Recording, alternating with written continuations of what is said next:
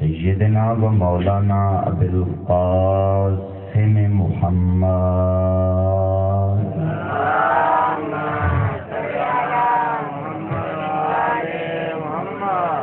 و آلہ الطیبین الطاہرین المعصومین ولعنۃ اللہ علی اعدائہم اجمعین.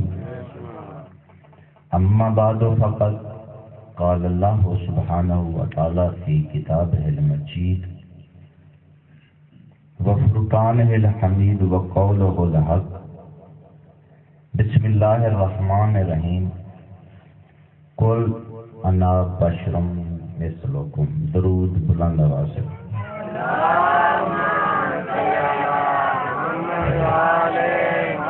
نعرہ تکبیر.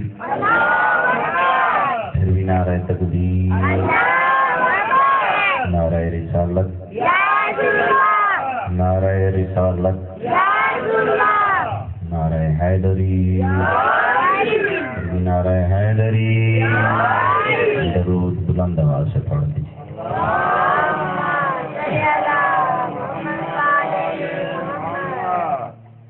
شامعین گرامی قدر، ارباب دانش، اہل علم حضرات، آج محرم الحرام کی دوسری تاریخ ہے. کل میں نے گفتگو کی تھی فضیلت فرش اعضاء پہ کہ اس فرش اعضاء کی اہمیت کیا ہے، امپورٹینس کیا ہے. آج تھوڑی سی گفتگو بشر پہ کرنا چاہتا ہوں.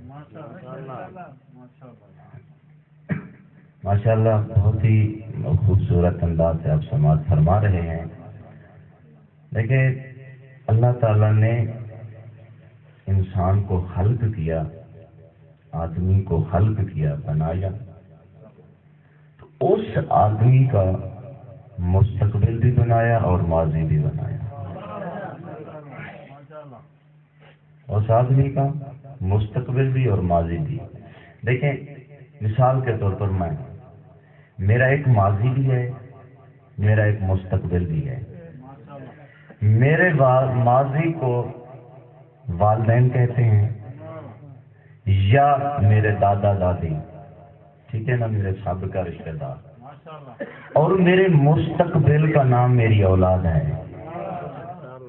اللہ نے پیغمبر اسلام کو جب خلق کیا تو اس کا ماضی بھی بنایا اور مستقبل بھی بنایا. رسول کے ماضی کا نام ابو طالب ہے، عبد المطلب ہے، جناب عبداللہ ہے. اور رسالت مآب کے مستقبل کا نام علی ہے، فاطمہ اور حسن و حسین ہے. حیدری. چلو،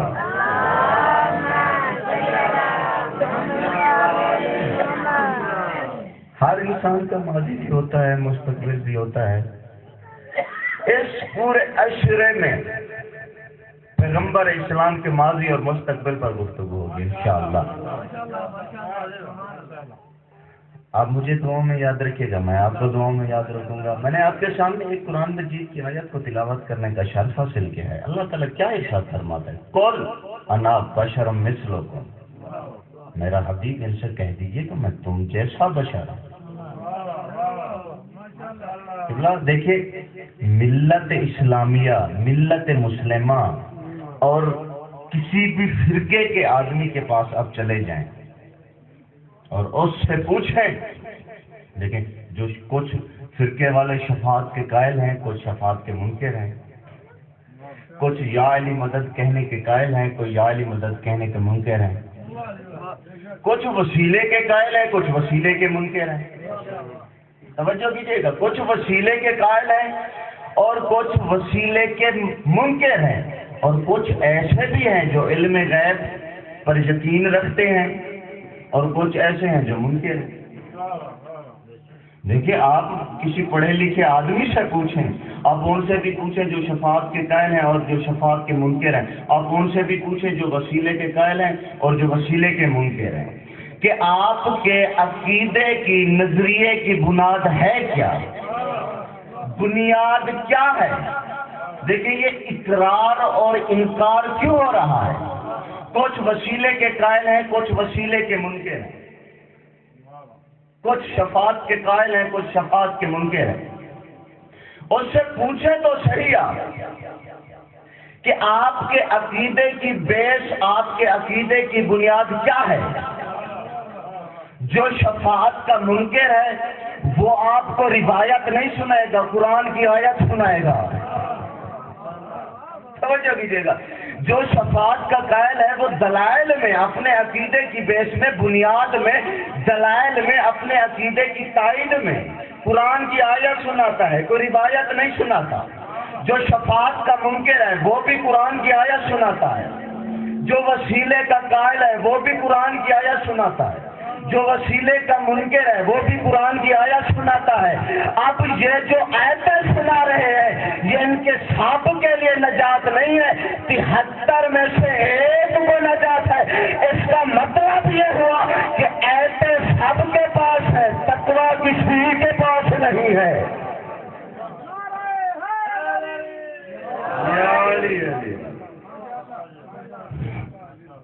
اس سے کیا ثابت ہوا؟ دیکھیں ایسے تو سب کے پاس ہے لیکن تقویٰ کسی کے پاس نہیں ہے۔ آپ کسی آدمی کے عقیدے سے، اس کے نظریے سے پوچھیں، وہ آپ کو اپنے عقیدے کی تائید میں یہی دیکھیں ابو ہریرہ کی روایتیں نہیں سنائے گا، قرآن کی آیت سنا دے گا۔ دیکھیں کہا کہ قل انا بشر مثلکم، میں تم جیسا بشر ہوں۔ جب یہ آیت ہے تو لوگوں نے کہہ دیا کہ پیغمبر ہم جیسے بشر ہیں، ہم بھی ان جیسے بشر ہیں، حالانکہ ان کو سوچنا چاہیے۔ دیکھیں جب آپ ان سے پوچھیں نا کہ پیغمبر کو اپنے جیسا بشر کیوں کہہ رہے ہیں، وہ بھی اپنے عقیدے کی تائید میں قرآن کی آیت سناتے ہیں، یہی قل انا بشر مثلکم، پیغمبر ان سے کہہ دیجئے کہ میں تم جیسا بشر ہوں، پیغمبر کہہ دیجئے کہ میں تم جیسا بشر ہوں۔ وہ کہیں گے نا قرآن مجید میں اللہ نے کہہ دیا کہ پیغمبر تم جیسا بشر ہے، ہم نور کیوں مانیں؟ وہ تو ہم جیسے، ہم ان جیسے۔ قرآن کی روح سے، قرآن کی روشنی سے ہم مانتے ہیں، ہم جو پیغمبر اسلام کو بشر مان رہے ہیں وہ روایت سے نہیں مان رہے بلکہ قرآن کی آیات سے مان رہے ہیں۔ دیکھیں لفظ بشر ایک ہے، حقیقت لفظ بشر ایک نہیں ہے۔ توجہ کیجیے گا، لفظ بشر ایک ہے، حقیقت لفظ بشر ایک نہیں ہے۔ دیکھیں جیسے اللہ نے اپنے لیے استعمال کیا تواب، اور آپ میں ہم بھی تواب بیٹھے ہوئے ہیں۔ تواب کا مطلب ہوتا ہے توبہ کرنے والا۔ اب کیا کہیں گے، لفظ ایک جیسا، اللہ کے لیے بھی تواب استعمال ہوا اور ہمارے لیے بھی تواب استعمال ہوا۔ دیکھیں لفظ ایک ہے لیکن حقیقت لفظ ایک نہیں ہے۔ تواب کا مطلب ہے توبہ کرنے والا۔ جب لفظ تواب ہمارے لیے استعمال ہوا تو اس کا مطلب یہ ہوتا ہے کہ توبہ کرنے والا۔ جب لفظ تواب اللہ کے لیے استعمال ہوتا ہے اس کا مطلب ہے توبہ قبول کرنے والا۔ توبہ قبول کرنے والا لفظ تواب۔ اسی طرح آپ لفظ سمیع کو دیکھ لیں، سمیع کا مطلب ہے سننے والا۔ اللہ نے اپنے لیے بھی لفظ سمیع استعمال کیا، وَهُوَ السَّمِيعُ الْعَلِيمُ، اللہ بہتر سننے والا ہے۔ اور سورہ دہر میں ہمارے لیے استعمال کیا، فَجَعَلْنَاهُ سَمِيعًا بَصِيرًا۔ توجہ کیجیے گا، ہمارے لیے بھی لفظ سمیع استعمال ہوا، اللہ کے لیے بھی لفظ سمیع استعمال ہوا۔ وہ بھی سمیع ہے، ہم بھی سمیع ہیں، وہ بھی بصیر ہے، ہم بھی بصیر ہیں، وہ بھی متکلم ہے، ہم بھی متکلم ہیں۔ لفظ ایک ہے، حقیقت لفظ ایک نہیں ہے۔ اب لفظ کے ایک ہونے سے اللہ کو سمیع مان لیں گے، اللہ کو بصیر بھی مان لیں گے، اللہ کو متکلم بھی مان لیں گے۔ مجھے آپ ایمان سے بتائیے، لفظ ایک ہے، حقیقت لفظ ایک نہیں ہے۔ اگر لفظ کی بیس پہ مانا جائے تو کیا اللہ ہم جیسا ہے؟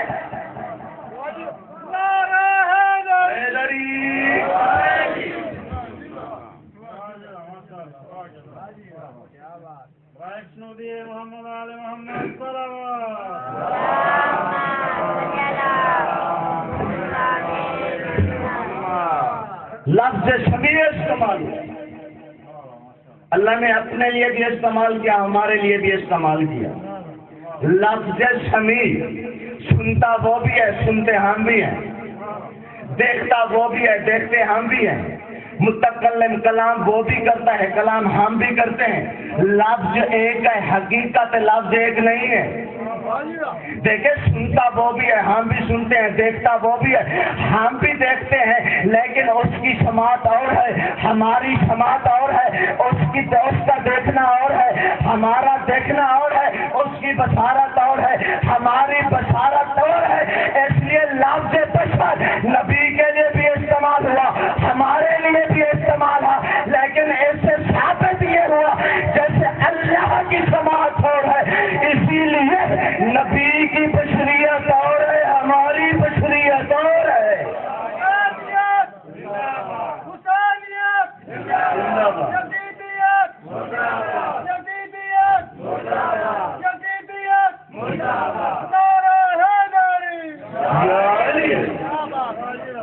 لفظ علی سے گھبرایا نہ کریں۔ لفظ علی پتہ نہیں کتنی مرتبہ میں ممبروں میں پڑھ چکا ہوں، لفظ علی، نام علی شجرے کھنگال دیتا ہے۔ پیغمبر اسلام نے فرمایا کہ یا علی لا یحبک الا حلالا ولا یبغضک الا حراما، یا علی تو سے محبت تو وہ کرتا ہے جو حلال زیادہ ہے، اور نفرت وہ رکھتا ہے جو حرام زیادہ ہے۔ لفظ اپنی طرف سے میں نہیں کہہ رہا۔ دیکھیں، سب کے گھروں میں تو ذی المسائل موجود ہے، باب مطہرات میں کون کون سی چیزیں کس کس چیز کو پاک کرتی ہیں، اس باب میں یہ جملے تحریر فرمائے ہیں کہ سورج کا کام کیا ہے۔ سورج کا کام یہ ہے کہ دیواروں اور چھتوں کی نجاست کو پاک کرنا۔ زمین کا کام کیا ہے؟ زمین کا کام ہے کہ جوتیوں کے تلوے کو پاک کرنا۔ اور پانی کا کام کیا ہے؟ پانی کا کام یہ ہے کہ تیری میری زہری نجاست کو پاک کرنا۔ اور علی کی ولایت کا کام ہے شجرہ نشب کو پاک کرنا۔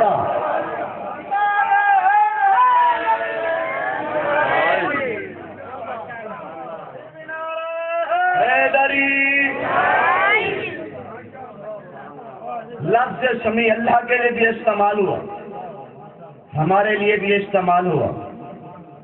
اللہ کی سماعت اور ہے، ہماری سماعت اور ہے، اللہ کی بصارت اور ہے، قبلہ سے ہماری بصارت اور ہے۔ دیکھیں، لفظ بشر قرآن میں اللہ تعالیٰ نے قرآن میں پہلی مرتبہ لفظ بشر حضرت آدم کے لیے استعمال کیا کہ میں مٹی سے بشر بنانے والا ہوں۔ جو کہ انی جائے فی الارض خلیفہ، میں زمین پہ خلیفہ بنانے والا ہوں، میں مٹی سے ایک بشر بنانے والا ہوں۔ دیکھیں، لفظ بشر آدم کے لیے بھی استعمال ہوا، ہمارے لیے بھی استعمال ہوا، لیکن آدم کی بشریت اور ہے، آدمی کی بشریت اور ہے۔ توجہ کیجیے گا، آدم کی بشریت اور ہے، ہماری بشریت اور ہے۔ دیکھیں، ہمارے بشر ہونے کے لیے ماں باپ کا ہونا ضروری۔ توجہ کیجیے گا عمران بھائی، ہماری بشریت کے لیے ماں باپ کا ہونا ضروری، ہماری بشریت کے لیے انتقال نطفے کا ہونا ضروری، ہماری بشریت کے لیے 9 مہینے شک میں میادر میں رہنا ضروری ہے، لیکن آدم کی بشریت کے لیے یہ شرطیں نہیں ہیں۔ ہماری بشریت، دیکھیں، ماں باپ ہیں تو ہم بشر ہیں، انتقال نطفہ ہوا ہے تو ہم بشر ہیں۔ بشر پہ گفتگو ہو رہی ہے نا، ہم بشر اس وقت ہے جب ماں باپ ہوں گے تب ہم بشر، انتقال نطفہ ہوگا تب ہم بشر۔ ہماری بشریت اور ہے، آدم کی بشریت اور ہے۔ ہماری بشریت میں ماں باپ کا ہونا ضروری ہے، لیکن نہ آدم کی ماں ہے نہ آدم کا باپ ہے۔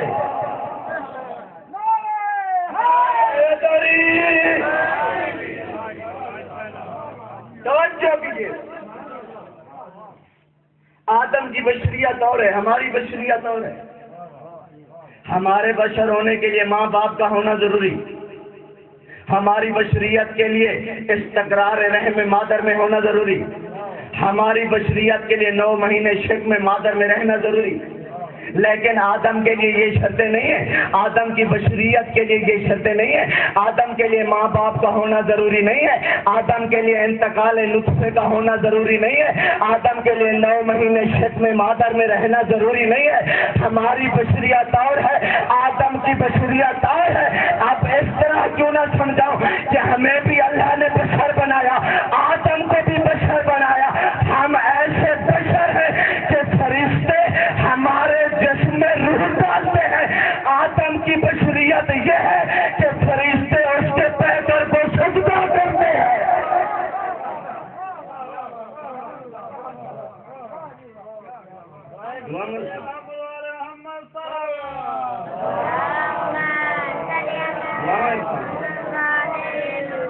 ارشد بھائی، ہماری بشریت اور آدم کی بشریت اور،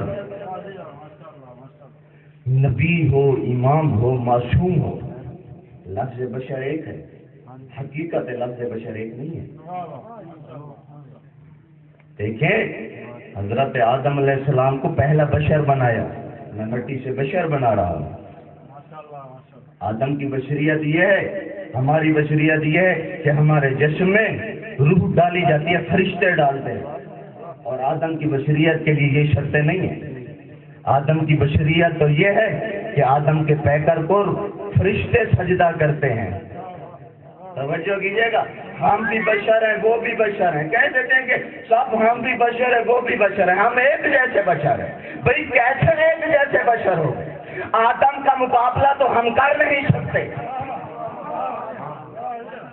قبلہ جی، آدم کا مقابلہ جو ہمارا باپ ہے، پہلا ابو البشر ہے، اس کا مقابلہ تو کر نہیں سکتا، لیکن جس نے آدم کی توبہ قبول کرائی ہے، توجہ کیجیے، اس کا مقابلہ، وہ بھی بشر، ہم بھی بشر، وہ ہم جیسے جسم رکھتے ہیں، ہم ان جیسا جسم رکھتے ہیں۔ میں کہتا ہوں جسموں کی بات نہ کرو۔ دیکھیں، نبی ہو، امام ہو، معصوم ہو، لفظ بشر ایک ہے، حقیقت لفظ بشر ایک نہیں ہے۔ اس کی وجہ کیا ہے؟ دیکھیں، اگر بشریت ایک ہوتی تو ہم ایسے بشر ہیں کہ ہماری ڈیوڑی پہ فرشتہ روح نکالنے آتا ہے۔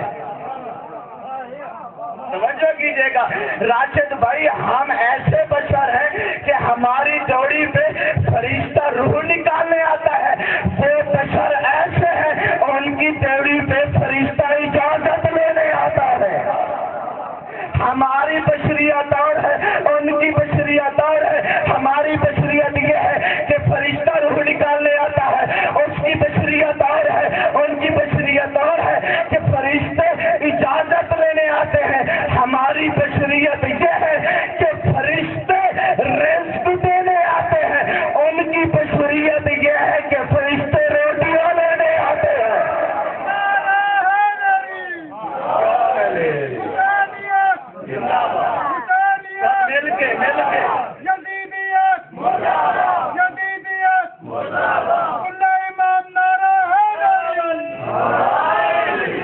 میں نے آپ سے وعدہ کیا تھا، 1 سال میں لیٹر دینا چاہتا ہوں، آپ گھبرائے گئے، بندہ بھول بھی جاتا ہے۔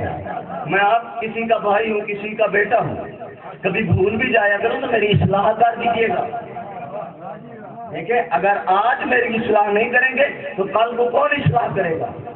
اور میرے بزرگ ہیں، واجب الاحترام تشریف فرمائیں، قبلہ نسیم صاحب، آدم کی بشریت اور ہے، ہماری بشریت اور ہے۔ کہ ان کا جسم ہمارا جسم جیسا، ہمارے جسم ان کے جسم، میں کہتا ہوں جسموں کی بات نہ کرو۔ اگر ان کا جسم اور ہمارا جسم ایک جیسا ہوتا تو ہمارا جسم تو ایسا جسم ہے، اگر آگ میں جلا جائے تو بھن کے راکھ ہو جاتا ہے۔ ابراہیم آگ میں گئے تو گلزار بن گئی۔ توجہ کیجیے گا، ہمارا جسم اور ہے، ان کا جسم اور ہے۔ اگر ہمارا جسم ایک دن پانی میں رہے تو سڑنے لگے، یونس 40 دن بطن ماہی میں رہے۔ توجہ کیجیے گا، اس چھوٹے سے مجمع میں ایک تاریخی جملہ آپ کے حوالے کرنے لگا ہوں۔ ہماری بشریت اور ہے، ان کی بشریت اور ہے، ہمارے جسم اور ہے، ان کے جسم اور ہے۔ ہمارے جسم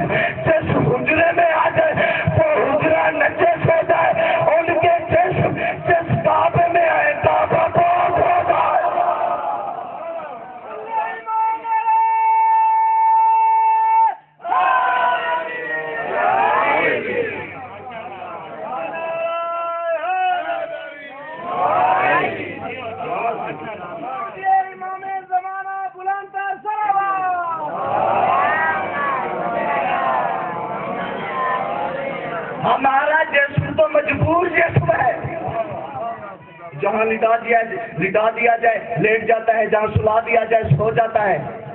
ہمارا جسم ہے مجبور، ان کا جسم مجبور نہیں ہے۔ ادھر فرعون نے ہاتھ بڑھایا، ادھر موسیٰ کا تماشا لگا۔ توجہ کیجیے گا، اللہ یہ انتظام کر رہا ہے کہ ہم نبی کو کافر کی گود میں پلنے نہیں دیں گے، ہم نبی کو کافر کی گود میں پلنے نہیں دیتے۔ جب اللہ موسیٰ جیسے کو کافر کی گود میں پلنے نہیں دیتا تو وہ محمد کو 23 برس ابو طالب کی گود میں پاتا۔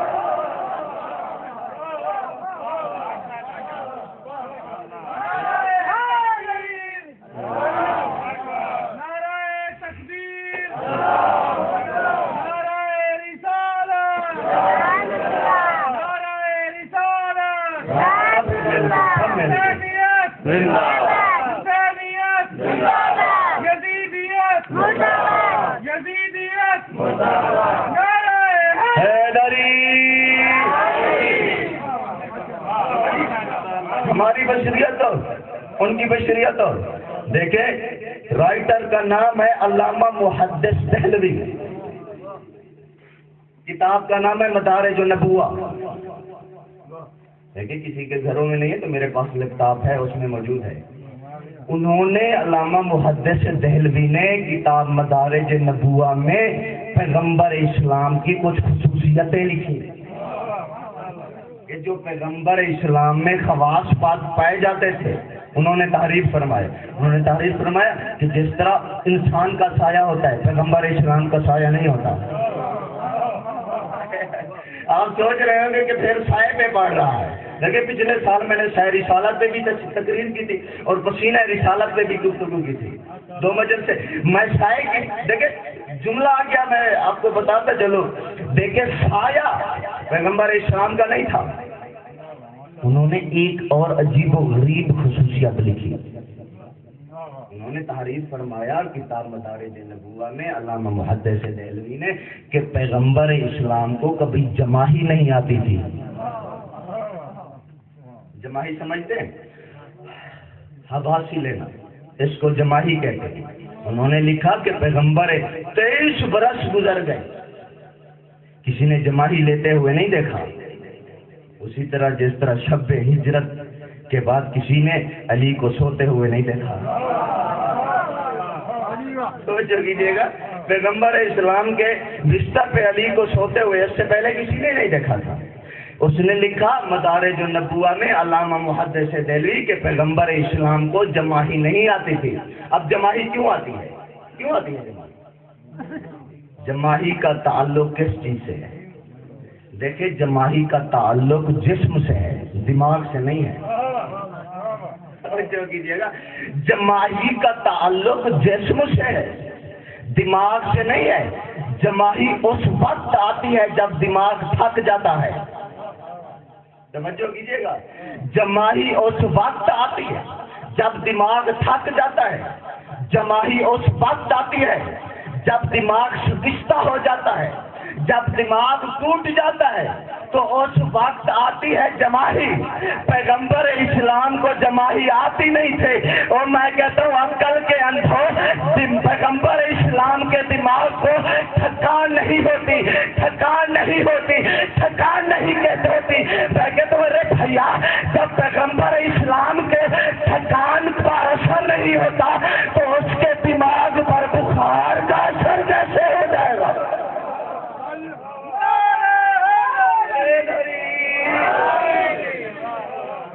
جب پیغمبر کے دماغ پہ تھکان کا اثر،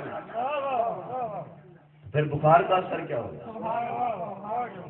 ایک اور خصوصیت بتا دوں، علامہ محدث دہلوی کتاب مدارج النبوہ میں ایک اور خصوصیت لکھتے ہیں۔ انہوں نے تعریف فرمایا کہ ہر انسان کا قد ہوتا ہے، قامت ہوتی ہے، ہائٹ ہوتی ہے۔ پیغمبر اسلام کی ہائٹ، قد، قامت بالکل میڈیم ہائٹ تھی، جیسے عام عرب کے لوگ ہوتے تھے۔ لیکن پیغمبر اسلام کے پاس سے جب لمبے سے لمبا بھی گزرتا تھا تو بونا ہو جاتا تھا۔ میں تو ایک تاریخی مجلس پڑھنے لگا ہوں آج، پتہ نہیں کس کے سر سے جملہ گزر گیا، حیدری جب لمبے سے لمبا پیغمبر کے ساتھ سے گزرتا تھا تو وہ بونا چھپونا ہو جاتا تھا۔ وہ لکھتے ہیں کہ جب پیغمبر اسلام کے کانٹھے سے کانٹھا ملایا جاتا تھا تو جو بلند قد کا ہوتا تھا یا اس کا قد گھٹ جاتا تھا یا پیغمبر اسلام کا قد بڑھ جاتا تھا۔ میں کہتا ہوں باہر قدرت پیغمبر آپ نے شرط گوارا نہ کیا کہ کسی امتی کا قد نبی کے قد سے لمبا ہو سکے، لیکن علی کے لیے کبھی کندھے پہ اٹھایا کبھی ہاتھوں پہ بلند کیا۔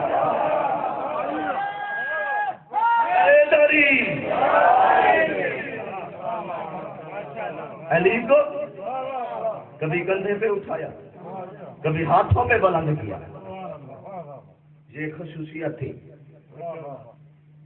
ایک خصوصیت آیا نہیں تھا، دوسری خصوصیت جمع ہی نہیں آتی تھی، تیسری خصوصیت قد و قامت میڈیم سی ہائٹ تھی، چوتھی خصوصیت یہ تھی کہ پیغمبر اسلام کے جسم پہ مکھی نہیں بیٹھتی تھی۔ پیغمبر اسلام کی ایک زوجہ نے پوچھا کہ یا رسول اللہ ہمارے جسموں پہ تو مکھیاں تنگ کرتی ہیں، روٹیوں پہ آ کے بیٹھتی ہیں، ہمارے جسموں پہ۔ پیغمبر اسلام نے فرمایا میری پیاری سی زوجہ تمہارے جسم اور ہیں ہمارے جسم اور ہیں، تمہارے جسم عام غذاؤں سے پلتے ہیں، ہمارے جسم جنت کی ہواؤں سے پلتے ہیں۔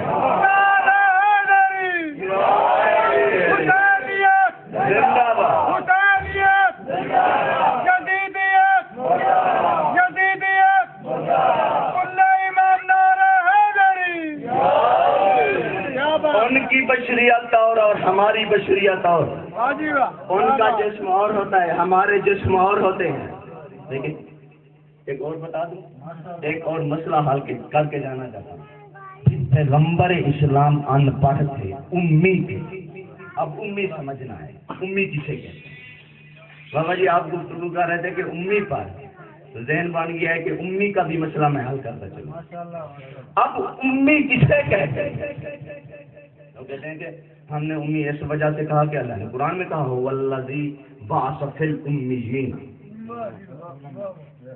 ہم تو تمہارے درمیان ایک تو امی رسول کو بھیج رہے ہیں، امیوں میں امی بھیج رہا ہے، امیین جمع کرتی ہیں، ہم امیوں میں ایک امی بھیج رہے ہیں۔ اب امی، انہوں نے کہا کہ امی کا مطلب تو ان پڑھ ہوتا ہے، میں کہتا ہوں نہیں، امی کا ایک مطلب یہ ہوتا ہے، عربی کی کتابیں اٹھا کے لے، کہتے ہیں ماں کو، کہتے ہیں ماں کو، جو بچہ ابھی ابھی پیدا ہوا ہو اسے امی کہتے ہیں۔ دوسرا امی کا مطلب یہ ہے کہ ام القریٰ، مکہ ام القریٰ تھا، یعنی بستیوں کا بادشاہ، بہت بڑی بستی۔ اب امی کسے کہتے؟ دیکھیں لاہور میں رہنے والا لاہوری کہلاتا ہے، قوم میں رہنے والا قومی کہلاتا ہے، دمشق میں رہنے والا دمشقی کہلاتا ہے، سیال کوٹ میں رہنے والا سیال کوٹی کہلاتا ہے۔ اسی طرح امی بھی اسی طرح ہے، ام القریٰ، پیغمبر اسلام مکے میں رہتے تھے اسی لیے امی کہلائے۔ امی ان پڑھ کے زمرے میں نہیں آتا، یہ آپ کو غلط فہمی ہے۔ ایک سوال کا آپ مجھے جواب دے دیں، اللہ تعالیٰ نے پیغمبر اسلام کو کس لیے خلق کیا؟ کیوں خلق کیا؟ اس کی وجہ کیا تھی؟ اللہ تعالیٰ ارشاد فرما رہا ہے حدیث قدسی میں، خلقت الخلق لاجلی، توجہ کیجیے گا، خلقت الخلق لاجلک وخلقتک لاجلی، میرا محبوب ساری کائنات میں نے بنائی ہے تیرے لیے، تجھے بنایا ہے اپنے لیے۔ توجہ کیجیے گا، یا رسول اللہ، میرا محبوب، میرا حبیب، بشیر و نذیر، یاسین و طٰہٰ، ساری کائنات کو بنایا ہے تیرے لیے اور تجھے بنایا ہے اپنے لیے۔ یا نور نوری، اے میرے نور کی روشنی، یا سر سری، اے میرے رازوں کا راز، افدیت علیک ملکی من لدنک من تحت شرائل عرش اولا، پیغمبر میں نے تحت شراء سے لے کر عرش اولا تک ساری کائنات بنا دی ہے تیری جوتی کے صدقے. توجہ کیجیے گا، ساری کائنات کو میں نے تیری جوتی کا صدقہ اتارنے کے لیے خلق کر دیا. یا نور نوری، اے میرے نور کی روشنی، یا سری، اے میرے رازوں کا راز، افدیت علیک ملکی من لدنک من تحت شرائل عرش اولا، تحت شراء سے لے کر عرش اولا تک ساری کائنات تیری جوتی کے صدقے میں نے بنا ڈالی ہے، میں نے بنا ڈالی ہے کہ تاکہ تیری جوتی کا صدقہ اتر جائے. کلہم یطلبون رضائی فانا یطلبک رضائک یا محمد. یا محمد، آدم سے لے کر عیسیٰ تک سارے نبی، جبرائیل سے لے کر سرسعید تک تمام فرشتے، محسن سے لے کر حمیدی تک تمام بندے میری رضا چاہتے ہیں، میں اللہ تیری رضا چاہتا ہوں.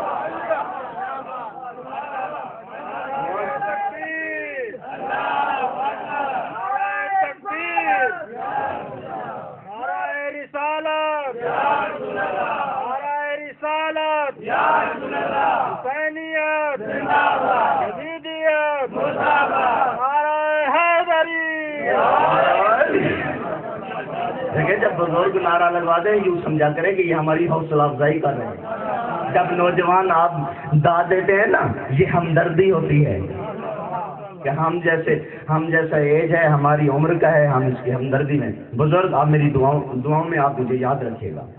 دیکھیں، نبی کو کس لیے خالق کیا، پیغمبر اسلام کو کیوں بنایا. ایک اور دلیل دیتا چلو.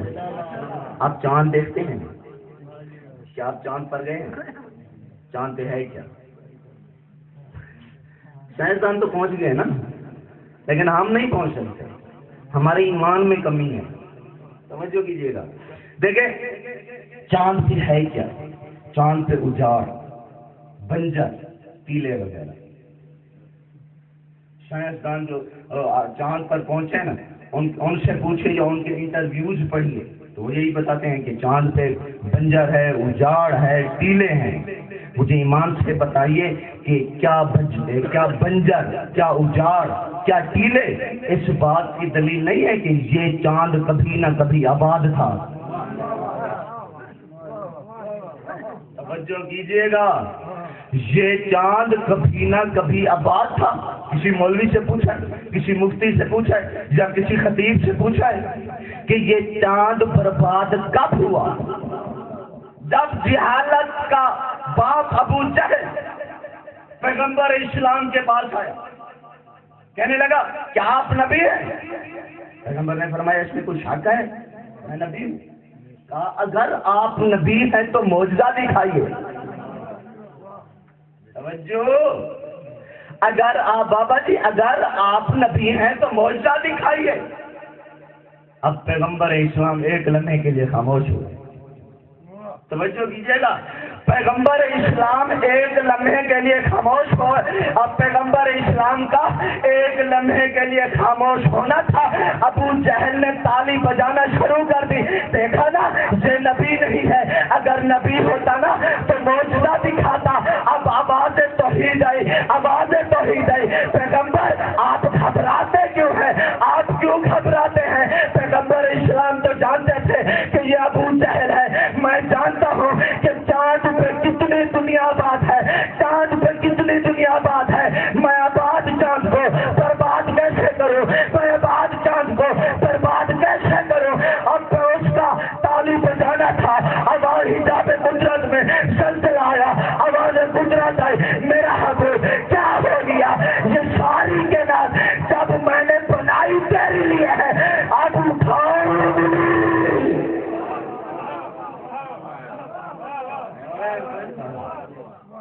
جب ساری کائنات میں نے بنائی تیرے لیے تو چاند کی دنیا برباد ہوتی ہے تو ہونے دو، اٹھاؤ انگلی. اس دن سے چاند 2 ٹکڑے ہوا تھا. پھر دوسرا معجزہ مانگا. آپ رسول ہیں، کیا ابھی معجزہ نہیں دیکھا؟ تو میں نہیں مانتا. یہ پتھر ہیں جس انگریزیں ان سے کہے کہ کلام کریں، اب وہ بولنے لگے۔ ضد کا علاج نہیں ہوتا۔ کیونکہ ماجد بھائی رمیش آپ سے ضد کرے کہ بابا جی وہ کھلونا خرید کر دیں، آپ کو خرید کر دینا پڑے گا، بچوں کی ضد ہے۔ ابو جہل بھی اسی ضد پر اٹا ہوا تھا کہ نبی نہیں ماننا۔ آپ نبی ہیں؟ پیغمبر نے فرمایا 2-3 معجزے دیکھ لیے پھر بھی تجھے شک ہو رہا ہے، کہ ان کو درختوں سے کہو کہ آگے آ کے آپ کو سلام کرے۔ پیغمبر نے اشارہ کیا، درخت جھکنے لگے، پھر بھی نہیں مان۔ اب پیغمبر اسلام کو اللہ تعالیٰ نے اپنے لیے کیوں بنایا؟ اسی پہ گفتگو کو میں تمام کر دوں گا۔ پیغمبر اسلام نے، اللہ تعالیٰ نے پیغمبر اسلام کو اپنے لیے کیوں بنایا؟ دیکھیں آدم سے لے کر عیسیٰ تک اللہ نے سارے نبی بھیجے۔ کس لیے بھیجے؟ اس لیے بھیجے تاکہ دین مکمل ہو جائے، دین کا محل تعمیر ہو جائے، شریعت کا محل تعمیر ہو جائے اچھے طریقے سے۔ آدم ہے انہوں نے کام کیا جس طرح اللہ چاہتا تھا اسی طرح کام نہ ہو پایا۔ نوح ہے انہوں نے کام کیا جس طرح اللہ چاہتا تھا اسی طرح کام نہ ہو سکا۔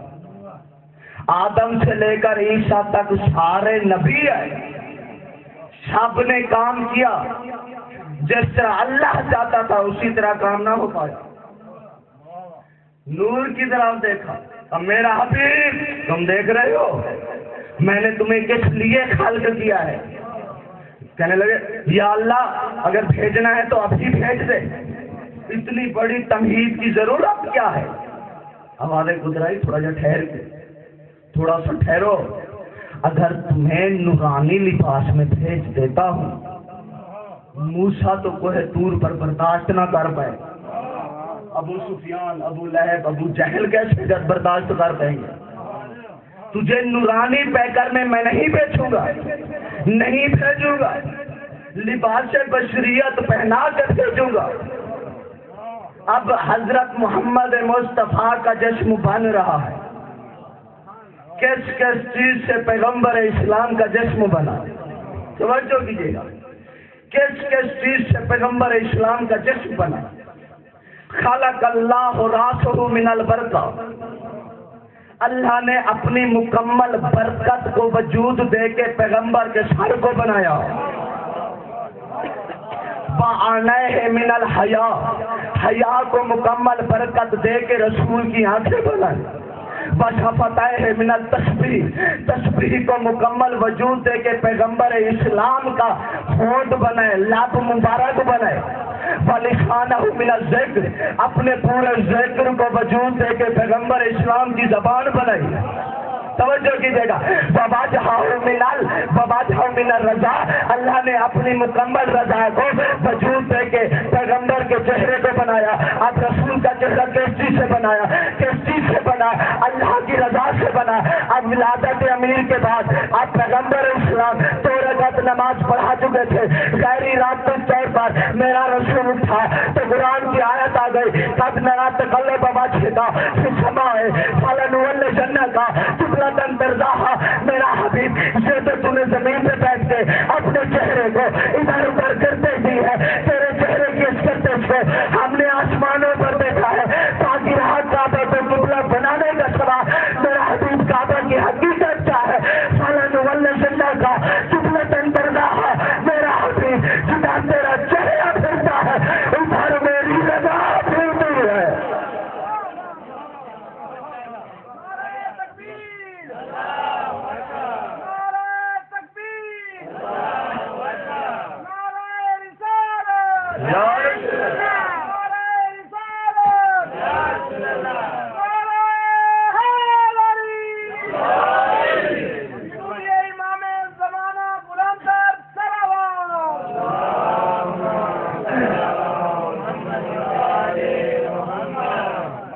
اپنی رضا کو مکمل وجود دے کے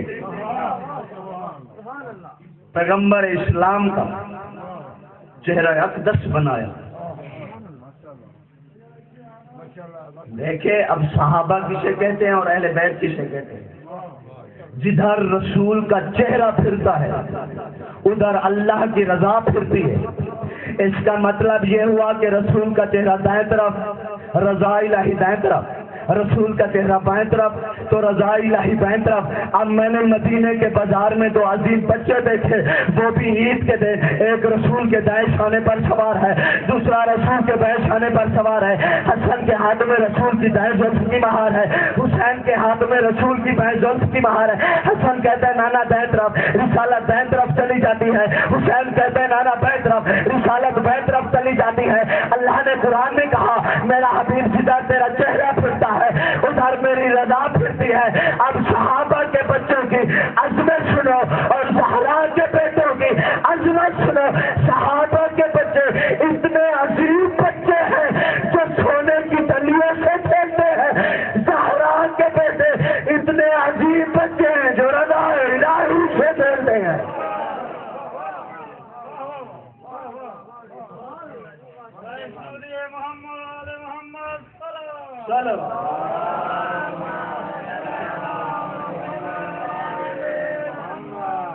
زہرا کے بیٹے تو اتنے عظیم جو اللہ کی رضا سے کھیلتے ہیں۔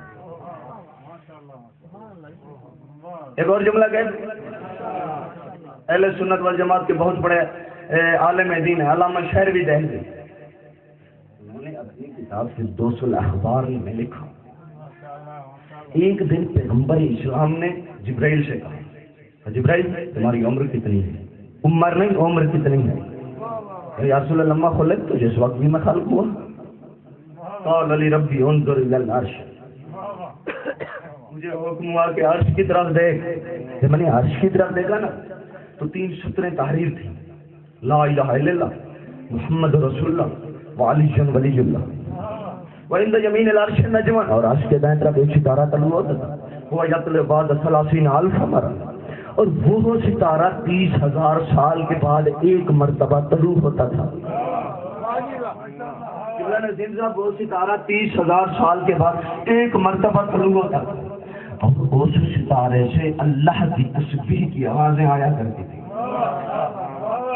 علامات رسول، اس ستارے سے اللہ کی تسبیح کی آوازیں آیا کرتی تھی۔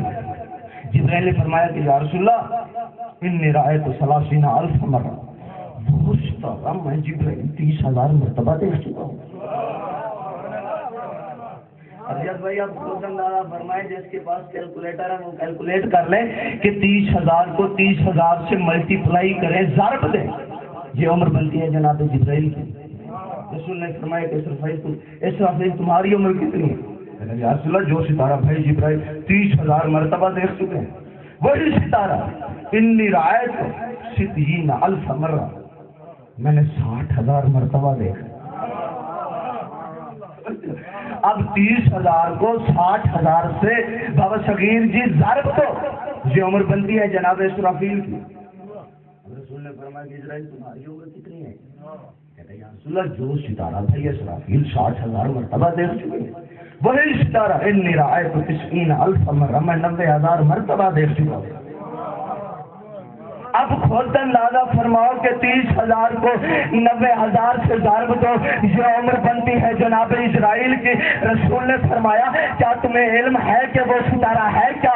کہنے لگے یا رسول اللہ ہمیں کچھ علم نہیں کہ وہ ستارہ کیا ہے۔ پیغمبر اسلام نے فرمایا اگر وہی ستارہ آج آپ کو دکھاؤ تو پہچان لیں گے؟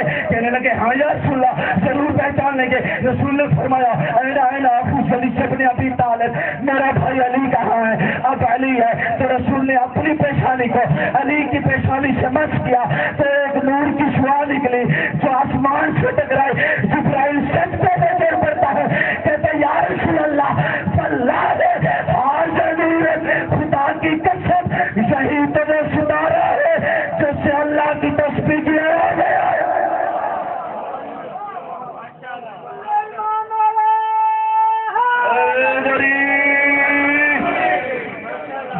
زبان پلٹ شگا دونوں ہاتھ بلند کر کے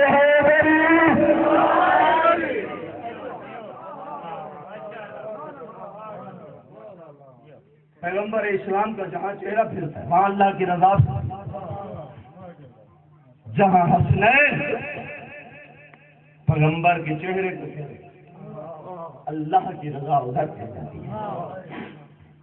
وہی حسین ہے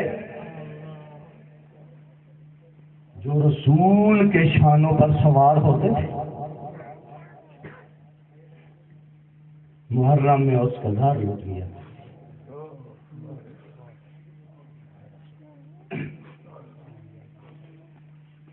محرم الحرام میں اس کے گھر لوٹ لیا۔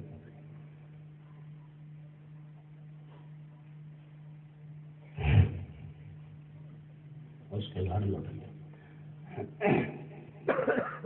عزاداری پہ بہت زیادہ خرچ ہوا ہے اولاد علی کا۔ کبھی بھی جنت کی لالچ میں نہ رویا کریں عزادارو، آنسو جنت سے افضل ہے،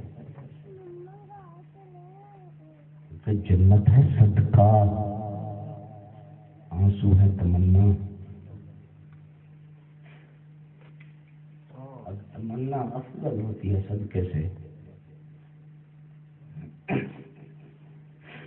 تمنا صدقے سے بابا جی افضل ہوتی ہے۔ جو شان سے بیوی یہاں پر آتی ہے نا، ہمارے فضائل نہیں سکتے آتی،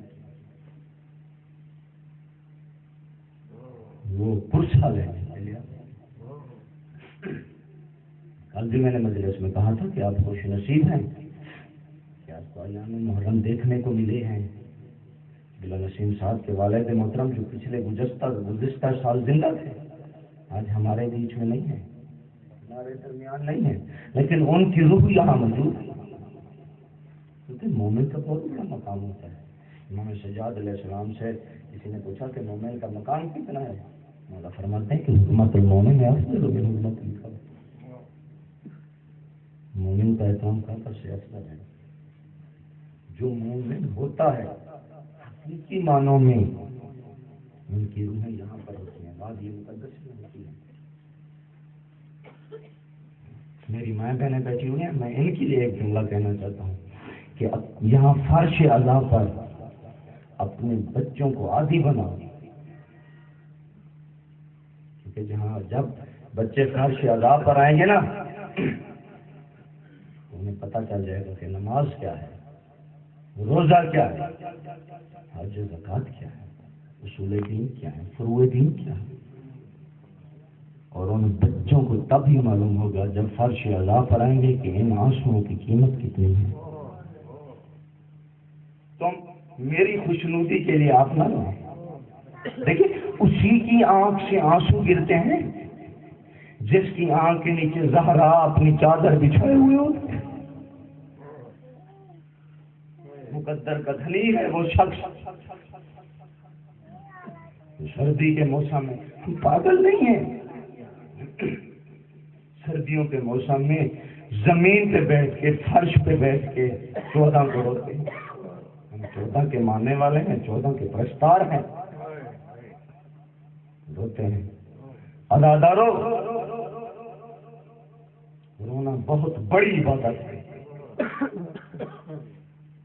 ایسے رویا کرو جیسے بوڑھی ماں اپنے جوان بیٹے کی لاش پہ روتی ہے۔